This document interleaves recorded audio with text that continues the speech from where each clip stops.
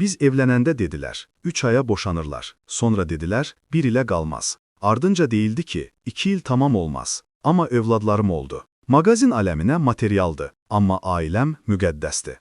Xoşbəxtəm, Allah ayrılıq yazdıysa da pozsun. Övladlarım mənsiz qala bilmir. Axşam.az xəbər verir ki, bu sözləri Türkiyəli müğənni Doğuş, Türkiyədə Biz Bizə proqramında qonaq olarkən deyib. İfaçı aparıcı Xoşqədəm Hidayət qızı ilə evliliyindən danışıb. Anlayışlı olmazsan, xoşbəxt ola bilməzsən. Yeni evlənəndə bizə Türkiyədə aparıcılıq təklifi gəldi. Amma Xoşqədəm dedi ki, ölkəmdə qalım. İlk vaxtlar mən Türkiyədə qaldım, uşaqlarım da mənimlə yaşayırdı.